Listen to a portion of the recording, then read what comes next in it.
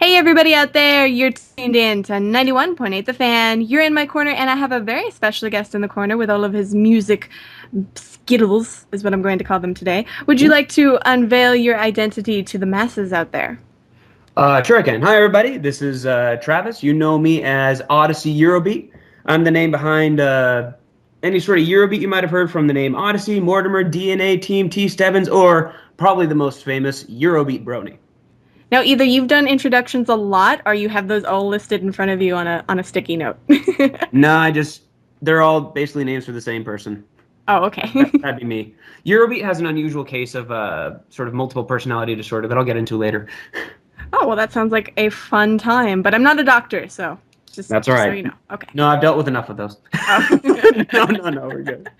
But now I was wondering if we could, take a trip into maybe the Twilight Zone and figure out how you initially got into music. Was it when you were a kid, a Hmm. teenager? Like, when did that start? It's a good question. I was sort of raised around music. You know, my parents have played in various bands. They were actually almost in the same band together for a little while. It didn't quite work out, although they share a friend in common between the bands. It's a long story. Raised around a lot of that, a lot of music for churches, for family, etc. I just sort of really latched onto it on a personal level. And around how old was I? Like once I was able to find like an old abandonware MIDI sequencer, I started clicking stuff together. It's like, hey, look, I remade a generic Christmas Carol in this. Isn't that great? Started all of it was very fast paced, very frantic, 160, 170. Um I was just raised around a lot of instruments, around a lot of various styles, and I just sort of took it on. Is this more about like just how I got into music in general, or specific style, or Just music in general, but it's funny, I can kind of relate to that because I remember when I started learning piano, and you're always so proud when you learn like Twinkle Twinkle Little Star. It's like oh the big yeah, deal. I just did that. Did you see that on the computer on the piano? I just did that. Yeah, and I you just get all wrote a excited. song. That was all me. But now, Totally. Oh gosh, it's a good feeling. Like music's been really important to me, just basically through every part of my life. So but you know that your style today isn't really a traditional style that you get into. You're not necessarily raised on that. You're raised on you know, like what your parents listened to. Did your parents listen to Eurobeat stuff, or how did you get into that? actually, yes and no. Well, okay, Eurobeat specifically is another story, but they raised me on a lot of different things like Earth, Wind and Fire, Stevie Wonder, Kraftwerk, Oingo Boingo, just a real wide mix of just styles and artists and bands and etc. I got into Eurobeat when I was what, like a preteen or something, and I found this strange looking dance machine at the arcade that had this really funky music where the words made no sense, but the music behind it, like once you got past the usual sort of oons oons beat, was really quite well done. And it was kind of like the music that I was already writing at the time. I mean, it was my stuff wasn't as dance specific, but you know, it was about the same tempo, the same kind of frantic speed to it. And I just sort of really looked into it, sort of like, where's more of this stuff? Is this song really about what I think it's about? Oh, it's about nothing. But you know, things of that sort. And I started looking up what that is. And you know, there's a couple of side steps along the way, a couple of genres that are really close that aren't quite the same. And I started looking up. It's like, well, if there's looks like there's more than just what's in this dance game. Let's take a look and see where else it happens. Because there's a whole series about it. It's about to release its 221st volume by the end of the summer. Jesus. Yeah, the Super Eurobeat series has been going on for a while. So like I looked into that and I'm like, this is great. This is basically stuff I already do, but other people are doing it. And it sounds all cool and crazy, and the lyrics make no sense. I want in. You So know? you just kind of went for it. You didn't like approach it slowly and maybe combine it with your current style at the time. Well, it sort of was my current style at the time. I mean, it wasn't exact, but you know, it was close enough. So I started listening to it and really just sort of breaking it down. It's like, okay, you know, four to the floor for the most part. You know, hi-hats every so often. The bass is on the other side. Sometimes it has these. I sort of took it piece by piece and sort of tried to, you know, correct what I was doing to that style, which took more time than it probably should have. I realized back then I was working with kind of primitive stuff. basically just like general MIDI. If you've ever been to like a '90s website, it sounded a lot like one of those. But those are cool in their own right. I know, right? I miss GeoCities. Um, but like, uh, where was I? Yeah. So I started listening to that and sort of correcting my own style, not by much really, to that. And then, as my hardware and software and all the stuff that I work with started improving, I got a lot closer to that sound until, I'm actually competing with some of the people that I look up to and respect in the industry. Where it's like, seriously? Well, That's now quick. let's go to one of those big songs where you got a lot of recognition. Can you name like one of your first ones that really everybody on the internet was like, "Oh, you got to check out this guy." Like the thing that kind of got you fame and stardom. Well, hmm. Sure, I can do that. Well, it wasn't necessarily of my own hand. Back at this point, I was still working with the primitive stuff, but a famous Eurobeat producer and I were actually in talks. Like he actually wanted to take one of my tunes and produce it really nicely for his own sort of release, his own compilation. But the guys that put out Super Eurobeat, Avix, actually found the song and were like, "Hey, we want to put this on our compilation." And the song was "When the Sun Goes Down" by Ken Blast. Ken Blast is the artist name that my producer chose for me on volume 201. And it was my composition, his production, and Vince DiGiorgio's lyrics. And that was sort of the one that people sort of recognized me by. Like I had posted about stuff on forums and whatnot, but people were like, "Oh, that's this guy that's posting here," and made a really really tasteless joke just a bit ago. That's the guy. So, So now we know how to spot you on forums. You're the guy making the tasteless jokes. well, I make those anywhere. Oh, okay. I could be anybody. But I did a couple more songs like that. The one that probably has the internet by the neck the most is, the Pony material, because that's the one that's really resonated with the internet, just sort of overall. Like my originals and some of the harder to access stuff is a little bit, more a little bit more reclusive in terms of internet popularity and things of that sort. Well, and a lot of the things that I've, been able to listen to while I was stalking you for the past week to prepare for this interview, Oh my. it was in a nice way. I wasn't Oh, I outside his know. house, God. That But makes all the difference. but no, one of the things I noticed is that you do a lot of the vocals on your own, Hmm. especially on your YouTube channel and your Bandcamp. So I'm kind of curious, like, were you ever at a point where it's like, ugh, I'm not sure if I can take this step to sing this stuff. I'd rather someone else to do it. Or did you just be like, no, I want to be the singer now? Because a lot of people don't really like their own voice. They have to really get Oh, accustomed to liking it. I'm one of those people. I honestly can't stand my voice, and now that I have the power to auto-tune the snot out of it, it's just so much better. But let's see. First song I really sang on. Um, boy, how long ago was that? I guess it could have been a combination of the two. Like on the one hand, I didn't really have any other vocalists to work with, and on the other hand, the song had lyrics. Like I wanted it wouldn't have been as complete without lyrics. I think the first one that I really did that had lyrics was Cherry Blossoms from my very first album. That one was sort of the first one that I really took seriously and was like, okay, if I'm gonna do one song that I sing on that is sort of my thing. If I have one song, this is it. It would be Cherry Blossoms. So I guess it was by necessity, and then later it sort of was like, okay, people aren't cursing me out for existing for singing on this, so I might do a little bit more of it. I might work on my voice, see if I can bring that up um, to varying levels of success depending on who you talk to. But it's sort of a little from column A, a little from column B. Well, I will say, like, I'm very particular about the male voices that I listen to, and Hmm. I really like yours. Like, I Right. couldn't, I can't necessarily explain why. Like, I can explain to people that who know American music that I know I like Michael Bublé and Jason Mraz and things like that. Oh, very good choices. Like I guess I like something that's smoother and not like a roughness that a lot of Japanese male singers actually have it. Really? That's yeah, like I can think of the people who did the song "Alones" from Bleach, but regardless, like I think your style is really interesting singing wise, and that's why I wanted to ask you about that because I found something in it I really liked, but I wondered if you just were like, oh, my voice, no. I'm not too fond of my voice, but I do try to sort of style it depending on the song. Haven't really done too much in terms of rough, although I did that sort of like Cookie Monster growl at the end of Luna. Like I don't I guess I do try to style it, but I haven't really thought too much about it. It's sort of Mhm. like maybe a little rougher on this one, excuse me, maybe a little softer here. Like I don't know. I haven't really thought about, having say multiple sort of voices, if you will, or different voices. I just kind of sing what's necessary. Well, That if makes you any sense. ever get into metal, then we'll definitely hear the rough side of it. I don't have the throat for that, to be honest. I don't I know how to sing that properly without losing my throat because, like, oh man, it'd be fun to learn, but I don't know if I could pull it off.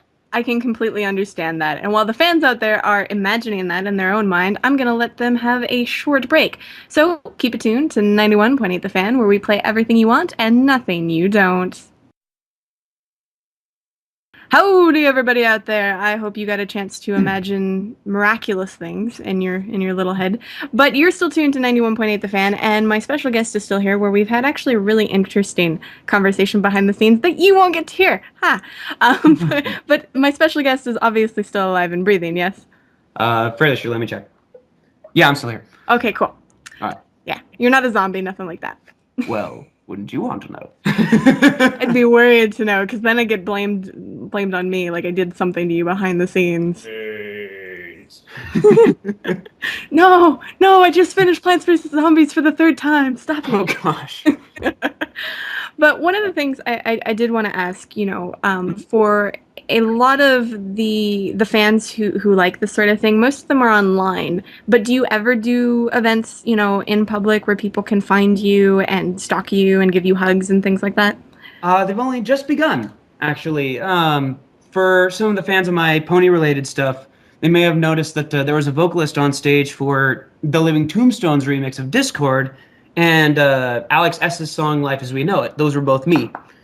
And I've also been asked to perform at, no, not so much asked to perform, but I will also be performing at Everfree Northwest and Equestria LA later in the year.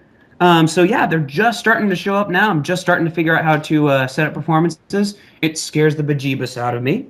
Um, I think but that's yeah, I'm still I think figuring that's that what out. it is for everybody though, because Yeah. I've had to do like dances and raves before, Yeah. and the very first time I'm like, I hope all the things that I picked and everything goes well, and I was just kind of like, is anybody dancing? Nobody. Okay, maybe not this song. Let me skip this song. Let me go to the next one. Oh, sorry. Do you actually DJ or something? A little bit. Like, because of the programs that we use on here, we're able to, use transitions and go faster and slower. But it's not necessarily like to the degree that you're doing or that most DJs are doing. It's pretty bare basic stuff. Now, see, interesting that you sort of referred to me as a DJ there, because I'm not sure how to set up a show like this, because there's only been like one or two truly legitimate Eurobeat shows in the Hmm. United States, and most of those have been DJ oriented. Like, I'm still trying to figure out, boy, this is one thing I didn't want to reveal too quick, but like, I'm still trying to figure out if I should be doing full length songs or if I should be DJing my own material. I'm still trying to figure out the intricacies of how a live Eurobeat show is supposed to go because I don't have the sort of resources that over in Japan or even Italy in recent years has had to to actually make a live show happen. With some live instruments, some backup instruments, effects on the vocals, all that crazy stuff. I don't have the budget to hire a drummer, that can actually play this sort of thing. So it's been interesting, fascinating to sort of pick different minds, get different ideas on how to set one of these up. But yeah, I will be doing some live performances in the near future, and hopefully more than the ones I've currently got booked. Not to say that I'm unwilling for those at all, but like I'm hoping to get out there, play some sets, go live, meet some people, hang out with some people. Yeah, hoping to really take it further than my house, my laptop, if that makes any sense. That You know? does make a lot of sense. And is there any place where the fans can like keep track of that? Do you do social media and do updates there? Do you have a I do website? a good amount of social media. It's spotty at best. Boy, my most consistent form would be Twitter, which is just at Odyssey Eurobeat, if I'm not mistaken. I have a couple of Facebook accounts, one for more sort of my personal releases, which I can't change the name of. I should really just get an Odyssey Music account. But there's one for my full name, Travis Stebbins, and there's another one for Eurobeat Brony. You can catch up on the individual artist level there. But for actual Odyssey music updates, the best way would be actually through the Travis Stebbins Facebook and then through my Twitter. I've also seen that you Tumblr as well. That's a very recent thing. I'm not sure what to make of the site, to be honest. It's a simultaneously beautiful and frightening thing, just on the scope and scale and some of the things that people will ask.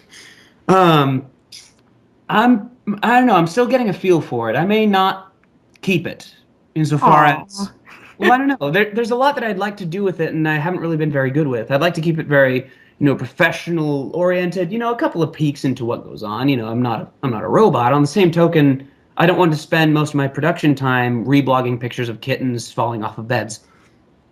You know, Well, that makes a lot of sense. It's just a lot of guests that I have on, they might do Twitter and they might do Facebook and they might have a website, but they don't really extend past that. So to see something different is refreshing for me as a fan. Um, yeah, like I'm also taking a cue from some of the artists that I like and follow that happen to have Tumblr as well. Like they're doing well by using it as a professional level. Like Deadmau5 has a Tumblr, Porter Robinson has a Tumblr. Noticing I'm not listing a lot of people in my own field, but it's not necessarily exclusive to just people on the consumer level. Big names are sort of using it for the sake of, well, actually they repost cat pictures too, but you get the idea. Oh, believe me, I'm on Tumblr all the time. Every day I'm tumbling. Anyway, now in terms of your music, is there any place where people can check it out for themselves? Any place where they can purchase it? Oh, of course. The sort of main hub for whatever I can personally release is odysseymusic.bandcamp.com. That's where, for my personal releases, my originals, they cost a little bit, usually about under 99 cents in a release, or per song, per track. Ponybeat is free if you so choose to buy it, or you can name a donation price. There's also the YouTube channel, which is, I think it's just Odyssey Eurobeat. Um, which of course is actually pretty popular right now. It doesn't need too much description. As for some of my work outside of my personal releases and whatnot, any Toho fans who are into the Toho Eurobeat series, I'm also on that. If anyone's familiar with A1 Records over there, that's where I can be found. That's usually more of an import site. And then, of course, the entries that I've had on Super Eurobeat, that's more like CD Japan or Amazon.co.jp, various things of that sort. But yeah, to give it a listen, to check that out, to buy it, those are probably your best bets. Mostly the Bandcamp. And now, do you have any projects that you're working on that you're allowed to talk about, or anything that recently came out you'd like to pimp out to the fans? Absolutely, I've actually got a few. I am let's see, I am on the last legs of a Beatport remix competition for Zed's song Spectrum with Matthew Koma, and I'm pleased to say that it's actually in first place. Ooh, In congratulations. Why, thank you. Like I had no idea that it could ever place, much less place first. Like this is a mostly Eurobeat song compared to like a lot of songs that are more in the style. I'm deviating. But yeah, if you're ever in that neck of the woods in Beatport, be sure to check out the Zed Spectrum Remix contest and vote for Odyssey's Prism Mix. And of course, give it a listen first. See if you like it. As well, I just finished a project with Elementus of right for the half pipe attraction for a lot of Sega's amusement parks. The song is called "Feel Alive," and it's basically as straightforward Eurobeat as it gets. But I'm pretty stoked that it's now part of an official sort of in-person attraction, a ride that people can actually ride on. That's really cool. Yeah, I'm stoked on that. You must be planning a trip to go visit one of those places and be like, "That's me!" Like in Oh, front of if all I these people. oh, if I could afford a trip, that would be fantastic. I have only recently been bitten by the travel bug. Like it's and I just love getting out. So money is the only thing that would be stopping me at this point. Well, listeners, you know where to buy his music. Make his dreams come true. As well, let's see. I'm finishing up Super Pony Beat Volume 2 with a song that is not Eurobeat. And after that, I'll immediately begin working on the sequel to my very first album, My Life as a Pixel. This will not just be Eurobeat. This will be various styles. There will be some jazz. There will be some, overly pretentious political rock. There will be the occasional wubby type dub, if I may say so myself. It'll just be a good smattering of genres, just like the first one was. Probably a little tighter produced, a little bit shinier, a little bit, just I'm hoping it's a better showcase of what I can do besides my usual, what people know me for. Well, that's really nice that you want to, show a bunch of different sides of yourself instead of like, here's the story I just want to tell for this album, so it's going to just be this genre. Hmm. I mean, like Eurobeat is still my bread and butter. That's the one that I do, best of the styles that I do. But I feel like restricting oneself to a specific genre is a good way to get pigeonholed. I feel and I have ideas that aren't Eurobeat appropriate. I have ideas that are, a lot more traditional, a lot more things of that sort. But I completely lost my train of thought. But yeah, My Life as a Pixel Volume 2, when it comes out, it's going to be awesome. Hopefully it doesn't get too lost in season 3 of My Little Pony coming up soon. I'm hoping to time that well. Well, now, for the listeners out there, they've been waiting for this because we have a 91.8 The Fan tradition that we spring on all of our guests at the end of the interview. Oh my. Yes. Basically, we ask if you'd be willing to do a radio bump for us. Sure. What would I need to say or do to do that? Basically, we ask if you could say, hello, my name is, you insert your name. I do this. You can say albums you've done, you're a musician, whatever you want to put there. And you're tuned into 91.8 The Fan. And you're tuned into. Someone found a piece of paper. Yes, I do. I've had one with me the entire time. Oh, he was ready for this then. All right, let's see if I can do this. What's up, you guys? This is Odyssey of Odyssey Eurobeat, the guy behind My Life as a Pixel Volume 1 and the upcoming Volume 2, and of course Super Pony Beat. And you're tuned into 90... Gosh darn it. I was so close. 91.8, right? Yes, 91.8 The Fan. If you want to just do the very end you're tuned into, that'll be fine. No, I'll see if I can give it one more shot. I know, I do better with the whole chunk. Okay. All right. Let's see. What's up, you guys? This is Odyssey of Odyssey Eurobeat. You might know me from My Life as a Pixel Volume 1 and the upcoming Volume 2, as well as the Super Pony Beat series. And you're listening... Gosh darn it! I'll just do the ending, I suppose. Okay, just the ending. And you're tuned into 91.8 The Fan. I have to thank you because we haven't had bloopers on the show in like the past 3-4 weeks. Oh, jeez. I'm glad I could contribute my mistakes.